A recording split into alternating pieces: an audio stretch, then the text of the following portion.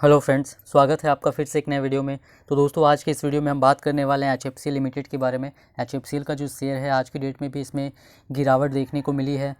तो ये जो शेयर है, हालांकि इसमें लोअर सर्किट नहीं लगा, ये अच्छी बात है। तो ये जो शेयर है दोस्तों, अब इसमें क्या होने वाला है, क्या इस लेवल से ये ऊपर जाएगा और क्या इससे रिलेटेड अपडेट निकल करके आ रही है, वो मैं आपको आज इस वीडियो में बताने वाला हूँ। तो इसमें जो लगातार गिरावट हो रही है, तो इससे जो शेयर होल्डर्स हैं इसके, वो काफ़ी परेशान हो रहे हैं कि क्या ये और नीचे गिरेगा, कब ये ऊपर जाएगा। तो देखिए, इस शेयर में क्या करना है आपको, वो मैं इस वीडियो में बताऊंगा। इस शेयर में फ़िलहाल जो भी ख़रीदना है आपको या बेचना है, क्या करना चाहिए, उसके बारे में हम इस वीडियो में बात करने वाले हैं। तो चलिए दोस्तों, वीडियो को शुरू करते हैं। अगर आपने चैनल पे पहली बार विजिट किया है तो चैनल को सब्सक्राइब ज़रूर कर लीजिएगा और नोटिफिकेशन बेल का आइकन भी प्रेस कर लीजिएगा। आपको इस चैनल पे शेयर मार्केट से रिलेटेड लेटेस्ट वीडियोज़ मिलती रहती हैं और एचएफसीएल से रिलेटेड जब भी कोई भी अपडेट आएगी, बिल्कुल आपको इस चैनल पर मिल जाएगी। तो देखिए दोस्तों, अगर यहाँ पर हम चार्ट पे ध्यान दें तो 72 रुपये 60 पैसे पे इसकी क्लोजिंग हुई है। आज की 1.09% नेगेटिव है। ओपनिंग हुई थी इसकी 73 रुपये 95 पैसे पे और लो बनाया था इसने 71 रुपये 50 पैसे का। और उसके बाद जो है यहाँ पर 74 रुपये 35 पैसे का हाई भी बनाया था और क्लोजिंग हुई है 72 रुपये 60 पैसे पे। इस स्टॉक में आज की डेट में हालांकि लोअर सर्किट नहीं लगा है। कल की क्लोजिंग थी 73 रुपये 40 पैसे, तो इससे तो पॉजिटिव ही ओपनिंग हुई थी। तो देखिए, अब शेयर की अगर हम बात करें तो अगर आपके पास एचएफसीएल का शेयर है तो आपने भी काफ़ी बार देखा होगा, ये जो 70 रुपये का लेवल है, 70 से 72 रुपये का लेवल, यहाँ पर बार बार एचएफसीएल जो है सपोर्ट लेता है। फिर कुछ गुड न्यूज़ आती है तो फिर इस लेवल को ये तोड़ करके जो है 80 रुपये का लेवल, 82 रुपीज़ का लेवल तक टच करता है, फिर वहाँ पर से वापस गिर जाता है। तो यही इसमें अभी भी फ़िलहाल चल रहा है।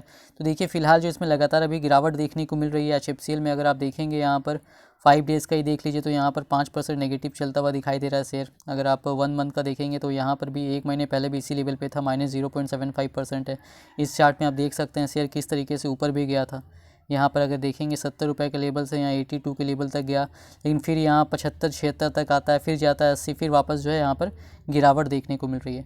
तो देखिए, ये जो शेयर है दोस्तों, फ़िलहाल जो गिरावट इसमें हो रही है, अभी तो सारे स्टॉक्स में गिरावट चल रही है। मार्केट में ही यहाँ पर जो है नेगेटिव सेंटिमेंट्स बना हुआ है, क्योंकि अगर हम बात करें सेंसेक्स की तो सेंसेक्स ऑल टाइम हाई पे चल रहा था, अभी भी काफ़ी ऊपर है। तो लगातार अगर देखेंगे आप एचएफसीएल में, हालांकि 82 रुपये का लेवल पार नहीं हो पाया, लेकिन आप बहुत सारे शेयर्स को देखेंगे जिन्होंने पिछले 1 महीने में ज़बरदस्त रिटर्न दिया हुआ है। अगर देखेंगे तो कई कई शेयर्स तो लगभग दोगुने तक हो गए, इतना ज़बरदस्त रिटर्न दिया है बहुत सारे शेयर्स ने। तो ज़बरदस्त तरीके की तेज़ी यहाँ पर मार्केट में देखने को मिल रही थी। मार्केट ने जब 16,000 का आंकड़ा पार किया तो उसके बाद 17,000 पार कर लिया, और यही नहीं, 17,000 के बाद तो 18,000 भी पार कर लिया। 18,400-500 तक का लेवल यहाँ पर टच कर लिया था। तो देख सकते हैं लगातार यहाँ पर मार्केट ने रैली दी है, पैसा बना करके दिया है।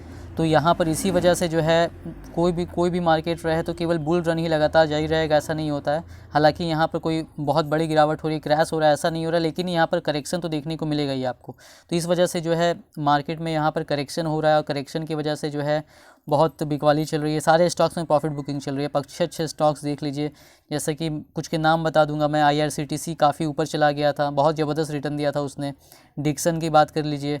इसके अलावा आप देखेंगे दीपक नाइट्राइट ले लीजिए, या और भी बहुत सारे शेयर्स है। टाटा पावर ले लीजिए, बहुत सारे शेयर्स जो हैं वो ज़बरदस्त तरीके से ऊपर भागे थे, लगभग डबल ही कर दिया था पैसा। फिर उसके बाद जो है 50% 60% इस तरीके से भागे थे। फिर जो है अचानक गिरावट हुई तो एक दो दिन में ही इनका 15-20% तक गिरावट देखने को मिल गई, उससे भी ज़्यादा गिरावट देखने को मिल गई। तो देखिए, अभी फ़िलहाल बिकवाली सभी स्टॉक्स में चल रही है। इनके अलावा भी आप, अगर आपके पोर्टफोलियो में है या आप दूसरे स्टॉक्स को वॉच करते हैं, तो ज़्यादातर में अभी आपको गिरावट देखने को मिल रही होगी, नेगेटिव देखने को मिल रहा होगा। तो नेगेटिव सेंटीमेंट्स की वजह से उसका भी असर है कि फ़िलहाल इस स्टॉक में भी, एचएफसीएल में भी वही हो रहा है जो बाकी के साथ हो रहा है। तो यहाँ पर जो है, ऐसे एचएफसीएल की बात करें तो इसका जो सपोर्ट लेवल है 70-72 का, इस पर तो ये टिका हुआ है। तो इस लेवल, जब तक इस लेवल पर यहाँ कोई डरने वाली बात नहीं है, और अगर कोई अच्छी न्यूज़ निकल कर आती है तो आपको तेज़ी भी देखने को मिल सकती है। लेकिन इस लेवल पे यहाँ पर फ़िलहाल आपको चलता हुआ दिखाई दे रहा है। अगर इसी तरीके से मार्केट में नेगेटिव सेंटीमेंट रहा तो थोड़ा और भी यहाँ पर इसी तरीके का 1-2 दिन और भी आपको 70-72 के लेवल पे टिका हुआ दिखाई दे सकता है। तो ये बात यहाँ पर जो है, जिसकी वजह से आपको फ़िलहाल जो है इसमें गिरावट देखने को मिल रही है। और कोई यहाँ पर कोई बैड न्यूज़ निकल करके आई है, ऐसा बिल्कुल भी नहीं है। अब देखिए, अगर हम बात करें स्टॉक की तो यहाँ पर देख सकते हैं आज का आंकड़ा अगर आप देखेंगे एनएसई पर, तो यहाँ पर देखिए 23,50,434 यहाँ पर ट्रेडेड वॉल्यूम ऑफ शेयर्स रहा है। आज थोड़ा कम रहा है वॉल्यूम। और यहाँ पर देखेंगे अगर आप, तो 313 शेयर जो है यहाँ पर बाइंग के लिए लगे हुए मार्केट बंद हो जाने के बाद। देखिए यहाँ पर जो है, ये जो शेयर है इसमें अगर यहाँ पर देखेंगे डिलीवरी का परसेंटेज, तो आज जो है 3 बजे तक में 70% का आंकड़ा डिलीवरी का, 30% बाकी इंट्राडे इस शेयर में हुआ है। तो इस शेयर में दोस्तों वॉल्यूम यहाँ पर कम हो रहा है, यानी कि ये ASM लिस्ट में है इस वजह से, नहीं तो हालांकि इंट्राडे तो चालू हो चुका है, लेकिन फिर भी अभी उतना वॉल्यूम देखने को नहीं मिल रहा है। तो यहाँ पर ये शेयर जब ASM लिस्ट से बाहर जाएगा, अभी ASM के स्टेज 3 में ये स्टॉक आ चुका है, लॉन्ग टर्म ASM के स्टेज 3 में, तो अभी ये स्टेज 2 की तरफ बढ़ेगा। तो स्टेज 2 में जब ये शेयर जाएगा तो उसके बाद जो है यहाँ पर इस शेयर में आपको स्टेज 2 के बाद स्टेज 1 में जाएगा, और स्टेज 1 के बाद फिर एग्जिट करेगा। तो जब फाइनली एग्जिट कर जाएगा तो फिर आपको यहाँ पर इस शेयर में अच्छी खासी तेज़ी देखने को मिल सकती है। और फिलहाल जो है ये जो शेयर है मार्केट कंडीशंस की वजह से थोड़ा नेगेटिव सेंटीमेंट्स है, तो इसी तरीके से फिलहाल चलता हुआ दिखाई देगा। अगर कोई गुड न्यूज़ आती है तो फिर शेयर ऊपर भी जा सकता है, लेकिन आपको यहाँ पर गलती नहीं करनी है शेयर को सेल करने की। गिरावट हो रही है इसका मतलब शेयर सेल कर दीजिएगा, ऐसा बिल्कुल भी नहीं करना है, क्योंकि पहले भी आप देख चुके हैं HFCL यहाँ पर देखिए गिरा था, लगातार गिरावट हुई थी, और लगातार गिरावट के बाद जो है ये यहाँ पर जो है 55 के लेवल तक पहुँच गया था इस जगह पर जब ये गिरा था, और इसके बाद फिर ये अचानक जो है तुरंत 82 के लेवल तक, 80 रुपये का लेवल इसने पार कर लिया था शॉर्ट टर्म में ही। तो वही मैं बता रहा हूँ कि शेयर मार्केट में ऊपर नीचे चलता रहता है, तो यहाँ पर आपको ऐसा नहीं है कि गिरावट हुई 1-2 दिन की गिरावट से घबरा करके यहाँ पर सेल कर देना। लॉन्ग टर्म के लिए आप आए हैं तो लॉन्ग टर्म वेट कीजिए। लॉन्ग टर्म में भी अगले 5 सालों में बहुत कुछ करेगी कंपनी, बहुत कुछ अच्छा होने वाला है। ऑलरेडी यहाँ पर कई प्रोजेक्ट्स चल ही रहे हैं HFCL के, और भी बहुत कुछ आगे बहुत सारा चेंजेस करने वाली है, पॉजिटिव चेंजेस करने वाली है। अब देखिए यहाँ पर एक न्यूज़ भी निकल करके आ रही है, ये यहाँ पर देखिए डेल टेक्नोलॉजीज़ ने कहा है कि 5G to enable telcos to offer differentiated services to customer. यानी कंपनी का कहना है कि जो 5G भी आएगी, जो लॉन्च हो जाएगी, तो इससे क्या होगा, जो टेलीकॉम कंपनियां हैं वो क्या कर सकेंगी, डिफरेंशिएटेड सर्विस कस्टमर को प्रोवाइड कर पाएंगी। अभी जब 4G चलता है, ये इकोनॉमिक्स टाइम्स में न्यूज़ आई है यहाँ पर आज ही की डेट में, तो यहाँ पर देखिए क्या बताया गया, 5G will transform the Indian communication sector and will open up new opportunities for innovations in areas like public safety, transportation and improvement in online government services.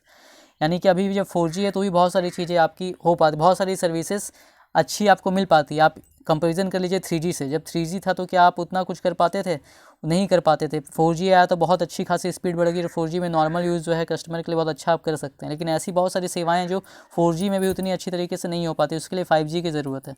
तो यहाँ पर जो है वही बात की जा रही है कि जब 5G भी आएगा तो इंडिया में जो है कम्युनिकेशन बिल्कुल ट्रांसफॉर्म हो जाएगा, कम्युनिकेशन सेक्टर, और बहुत सारी नई चीज़ें खुलेंगी, जैसे कि पब्लिक सेफ्टी, ट्रांसपोर्टेशन या ऑनलाइन गवर्नमेंट सर्विसेज, इसमें और अच्छा इंप्रूवमेंट होगा। जब क्वालिटी यहाँ पर जो है अच्छी क्वालिटी रहेगी स्पीड की, 4G की तुलना में ज़्यादा अच्छा स्पीड मिलेगा, तो यहाँ पर बहुत सारी चीज़ों में इम्प्रूवमेंट होने वाला है। कस्टमर सर्विस जो मिलता है उसमें काफ़ी इम्प्रूवमेंट होगा।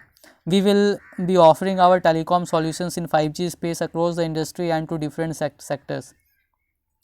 यहाँ पर even as 4G is likely to be the mainstay of connectivity for another decade, telcos will heavily relying on the next generation network technology 5G in near future to offer higher bandwidth and differentiated services to their customers।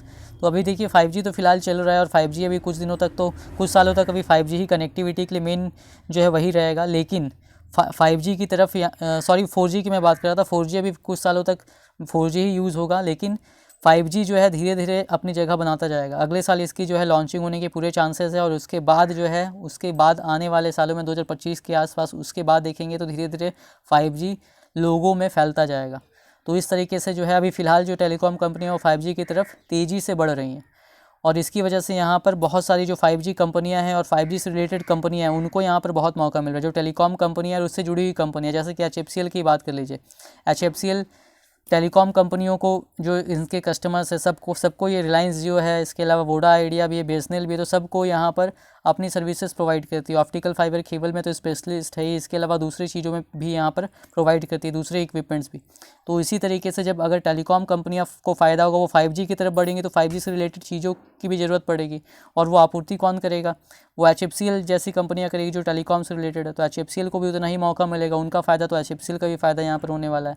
तो यही बात यहाँ पर आपको समझनी है कि अभी जो यहाँ पर जिस तरीके से अभी तो 5G की तरफ शुरुआत हुई है, उसमें ही HFCL ने मल्टी बैगर रिटर्न दे दिया है। और जब अभी 5G को लेकर के आगे आने वाले सालों में पूरी तरीके से काम होगा, अभी 5G को आने में थोड़ा आएगा 5G अगले साल ही, लेकिन स्टार्टिंग में कुछ बड़े बड़े जगहों पर आएगा, बड़े बड़े शहरों में आएगा, उसके बाद के सालों में पूरी तरीके से इंडिया में फैलेगा और दूसरी सर्विसेज में यूज़ होगा।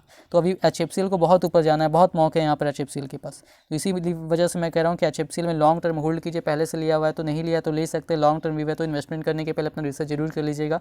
वीडियो पसंद आई तो वीडियो को लाइक कीजिएगा, चैनल पर पहली बार विजिट किया तो चैनल को सब्सक्राइब जरूर कर लीजिएगा।